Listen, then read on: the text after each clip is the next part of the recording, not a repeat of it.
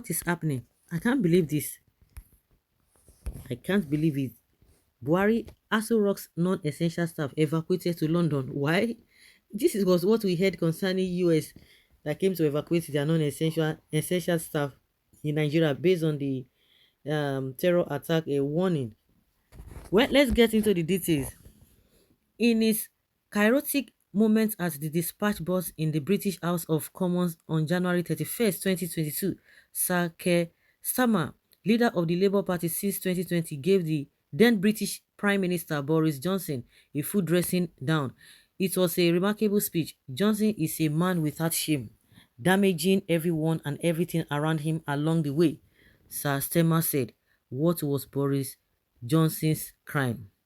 At the peak of COVID-19 pandemic, when British people were asked to make the most heart-wrenching sacrifices, which Starmer described as a terrible collective trauma endured by all, enjoyed by none. A time during which funerals were missed and dying relatives were left unvisited. Johnson, whose administration made the rules and who should lead by the force of personal example, routinely broke the rules. For taking the British people for fools and holding the people's sacrifice in contempt, the leader of opposition said the Prime Minister had showed himself unfit for office. The British people, he said, think the Prime Minister should do the decent thing and resign, but he doubted that possibility. Of course, he won't, because he's a man without shame, and just as he has done throughout his life, he is damaging everyone and everything around him along the way, Starmer lamented. He was dead wrong. Boris Johnson's tenancy at number 10 Downing Street ended precipitately, albeit ignominiously, with his resignation on September 6, 2022. In Igbo land, a man without shame is someone to be dreaded because he is capable of committing the most heinous atrocities. If we extrapolate it to the position of leadership, a shameless leader is more dangerous than a clueless leader. A political party without any sense of shame is a national plague. I decided before now not to comment again on the calamity that befell this country in 2015 because it is tantamount to talking to the deaf and dumb. The Buhari administration and the All Progressives Congress APC that bet it are impervious to reasoning. But recent events have proven that when we are dealing with what we are dealing with goes beyond incompetence and lack of capacity. In President Buhari, we are dealing with a leader just like Boris Johnson, without shame, a man who is busy damaging everyone and everything around him. How do I mean? It is sheer shamelessness for Buhari to leave Nigeria at a time of unprecedented flood disaster, for South Africa to attend the so-called World Bio Summit, an event organized by the Korean government and the World Health Organization. The idea of the summit was to gather leaders of the vaccine and biotechnology industry to discuss innovations and ways of strengthening global health security. Of the about 300 people that attended the summit, aside President Yoon Suk Yeol, whose country hosted the event, Buhari was the only other head of state present other than the president of the Asian Development Bank, Masatsugu Asakwa, and former Secretary General of the United Nations, Ban Ki-moon. Other participants were representatives from global organizations and multinational pharmaceutical companies. Buhari is not a scientist by any stretch of the imagination. So what was he doing at the summit? What does he know about the issues? What value did his presence add? I can envision in my mind's eye some of the scientists surreptitiously casting a contemptuous glance at the man in resplendent agbada, wondering what the heck he was doing in their midst at the Grand Walker Hill Swell venue of the summit. Defending the shameless junket, presidential aides said Nigeria was invited to the summit based on her selection with 5 other African countries by WHO and the European Union (EU) during the February EU-African Summit in Brussels, Belgium, for mRNA technology transfer and biomanufacturing of vaccines of the African continent.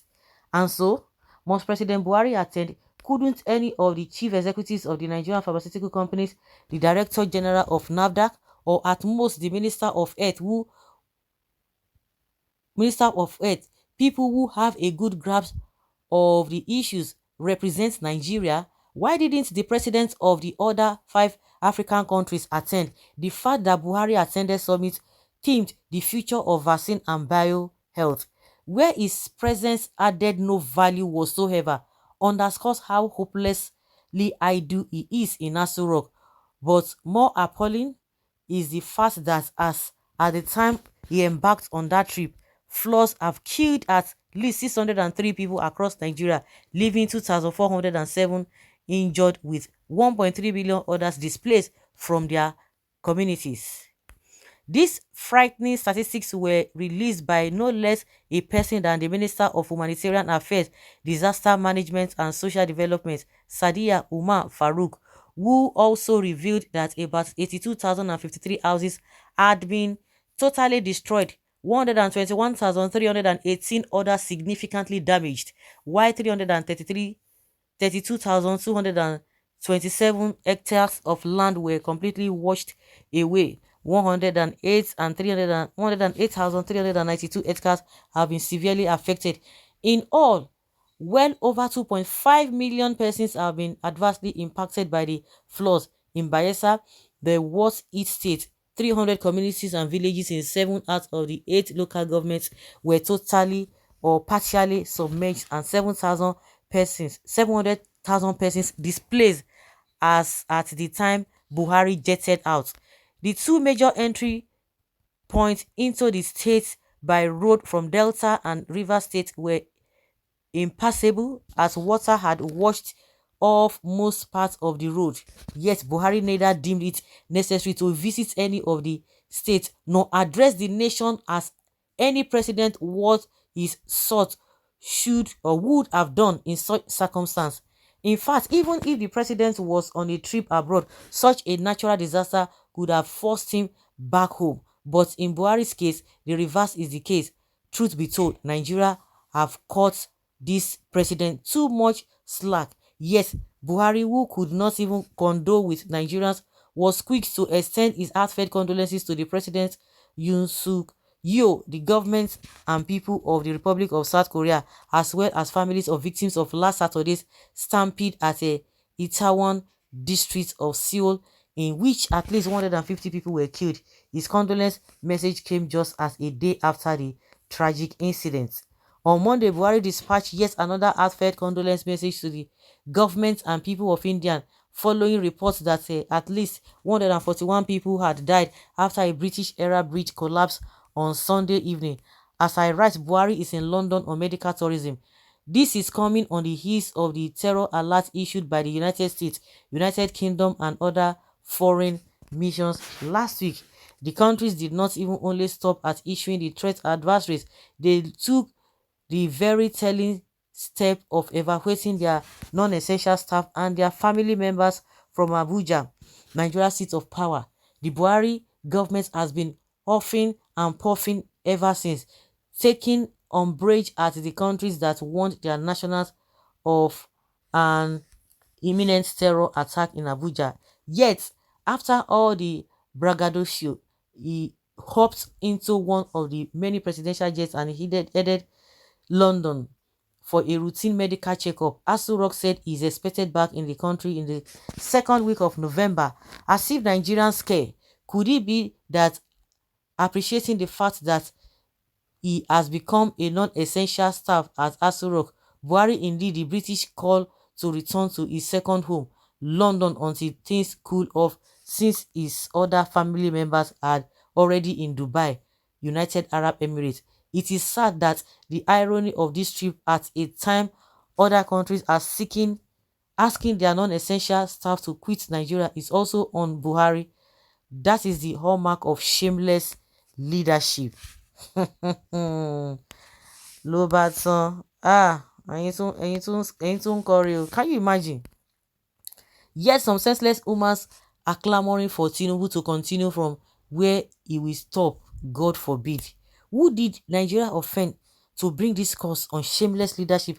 In fact, I was even saying in one of my videos this morning that this man does not have that passion. He does not have the love for the Nigerian people. He's not even sensitive. He's telling Nigerians that we have food in surplus. I was even expecting him during that flood. This man did not even make national statements, national, to even open his mouth to national broadcast.